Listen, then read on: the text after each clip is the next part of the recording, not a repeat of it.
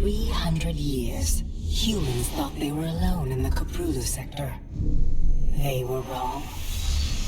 The Zerg emerged, seeking to consume all in their path, and before long, the Protoss, a highly advanced alien race, began wiping out infested worlds, burning Zerg and Terran alike. A three-way war, unlike anything humanity had ever faced, erupted almost overnight. All the while, a human civil war raged. Marshal Jim Raynor vowed to oppose the corrupt dictator Arcturus Minsk for the betrayal of the woman he loved, Sarah Kerrigan. Boys, how about that evac? Damn you, Arcturus. Don't do this. It's done. Helmsman, signal the fleet and take us out of orbit. Now. Kerrigan, a loyal operative, was left to die at the hands of the Zerg. But the Zerg had other plans. They transformed her and unleashed her psionic power upon the Prologue sector, searching for their real objective, the Protoss homeworld of Ire. The Protoss were unaware of this danger and slow to respond. Their rulers, the Conclave, had dispatched Executor Artanis to hunt for Tassadar, a commander who had refused to wipe out infested Terran worlds. They crossed paths with a Dark Templar mystic, whose kind was considered heretics by the Conclave. Through great effort, Zeratul convinced Tassadar and Artanis that he was not their enemy. Together they rallied more Protoss from both factions against the Zerg. Despite the Conclave's fury, they achieved significant victories against the Swarm.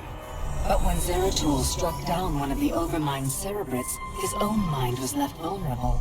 From his thoughts, the Overmind gleaned Ire's true location, and the Swarm descended upon the Protoss homeworld with all their might and fury.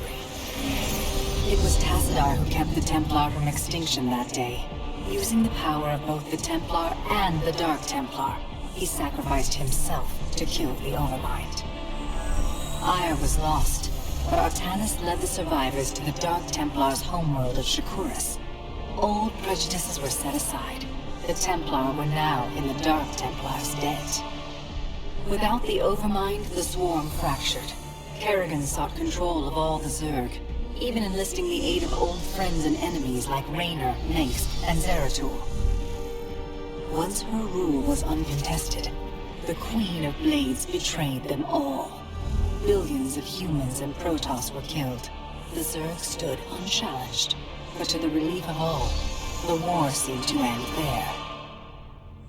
Zeratul suspected the Zerg had fallen under the control of dark forces. He uncovered prophecies stating that an ancient entity, Amon, was attempting to merge Protoss and Zerg lifeforms into an unholy hybrid, and that this evil might already have control of Kerrigan and her power.